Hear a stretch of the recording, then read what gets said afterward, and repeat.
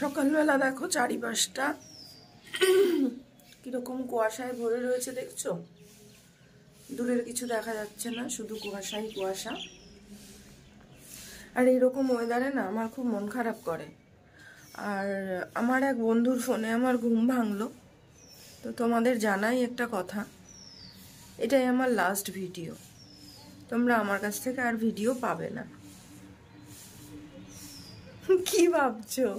আরে আজকে 31শে ডিসেম্বর, বছর শেষ। এ বছরের এটা লাস্ট ভিডিও। আগামীকাল 1 জানুয়ারি নতুন বছরের ভিডিও আসবে, 2023 সালের। এটাই লাস্ট ভিডিও।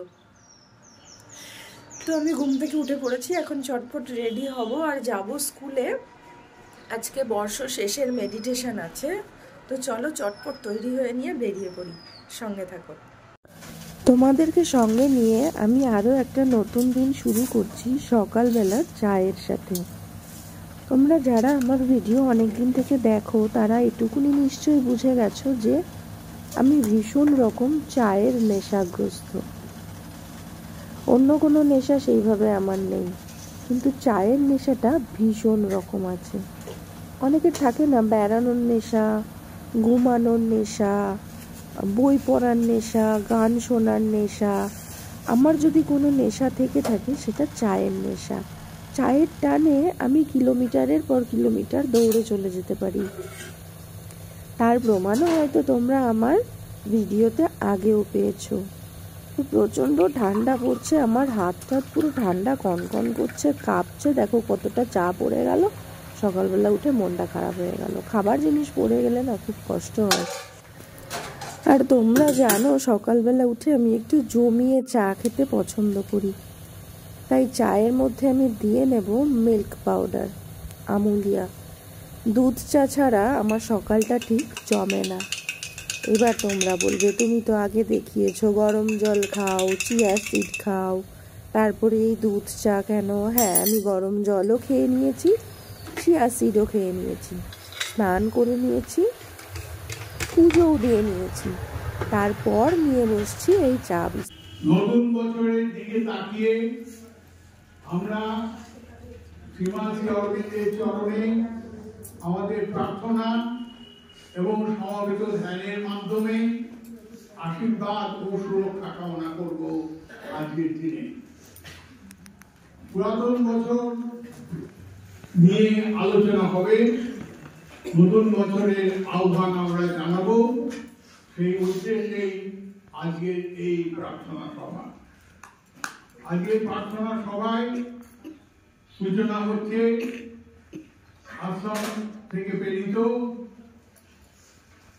শ্রীমান একটি আশীর্বাণী পাঠ করে এবং একটি আশীর্বাদ সকলের মাথায় ঠেকিয়ে আমরা আজকের এই প্রভাতী অনুষ্ঠানের সূচনা করব। If you have faith and confidence, it is not the human form of the Guru that you worship, but the Supreme Lord who manifests through him. Be not troubled and give yourself unreservedly to the Supreme Lord through whatever channels helps you. শ্রীমান বলছেন যে যদি তোমার বিশ্বাস থাকে, আত্মবিশ্বাস থাকে, তাহলে এই যে গুরু, অনেকের মনে অনেক দ্বন্দ্ব আছে, গুরু না করলে ওই যে অধ্যাত্মিক জীবন শুরু হল না ইত্যাদি।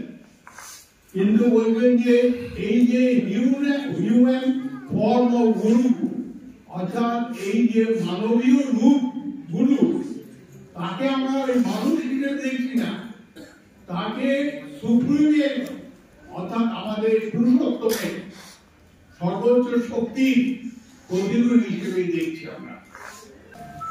যত তুমি সমস্যায় পড়ো, তাহলে তার সত্ত্বেও তুমি যদি একবারে অকুণ্ঠ ভাবে আত্মসমর্পণ করো, যেটা পুরুষোত্তমের কাছে, তাহলে কি পথ ধরে তুমি এগোচ্ছ? শ্রীরামকৃষ্ণের সেই যত মত তত মতের কথা এসে গেল, কোন পথ ধরে এগোচ্ছ সেটা খুব গুরুত্বপূর্ণ নয়, বলছেন শ্রীমা।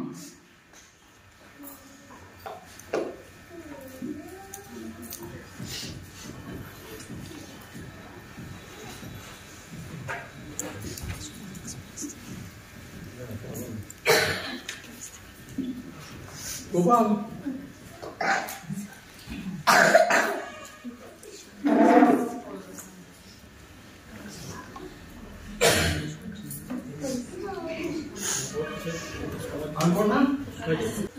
এখন উদ্বোধন সঙ্গীত শেষ হয়ে যায়। আমাদের জীবনের মধ্যে এখনো নিরর্থক রয়ে গেছে যে একরাশ বন্ধন, আসক্তি, মায়া, মোহ, দুর্বলতা।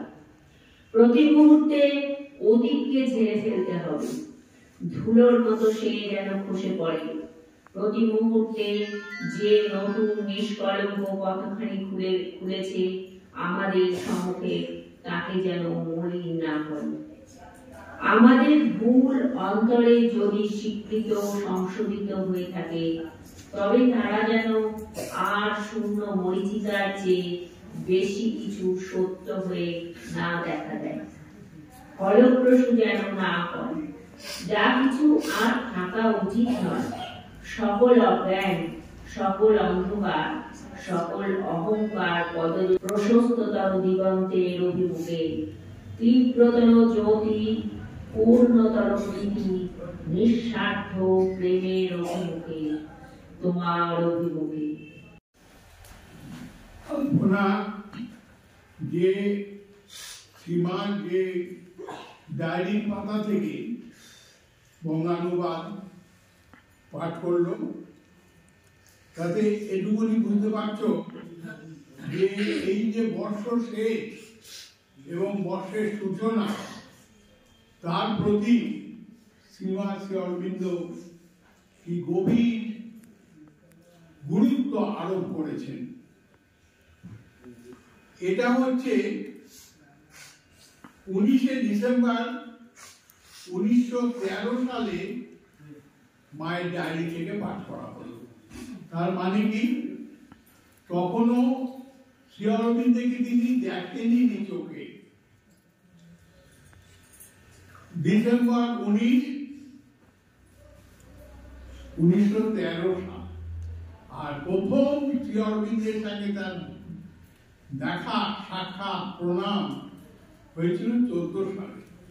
কাজেই এটা তার আগের ডায়েরি থেকে, তার সেই অভিব্যক্তি থেকে আমরা যেটা বুঝে যাই যে শ্রী অরবিন্দ বলেছেন মা সাধনার মাধ্যমে ভগবতী জননী হয়ে ওঠেনি, জন্ম থেকেই তিনি ভগবতী। মায়ের বাণীতে তাই বলে বলা হয়েছে যে গত যে বছরটা আমাদের পেছনে চলে গেল, তাতে কি পাইনি, কি ফলন, পতন, ব্যর্থতা, অজ্ঞতা, যা কিছু মরিচিকার মতন, তা যেন আমাদের মনে হয়। তাই যেন আমাদের নতুন বছরের জীবনে প্রকট হয়ে না থাকে, আর প্রত্যাশা করবে যে আগামী বছরটা যেন ভালো হয়।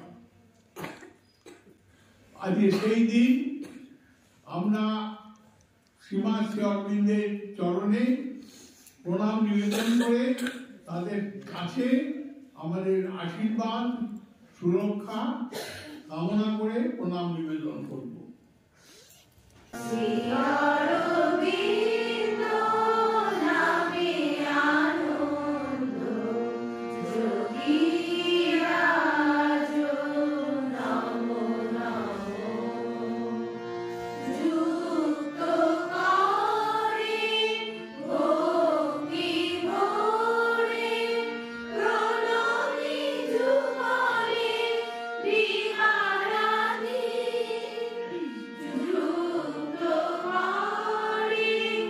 Oh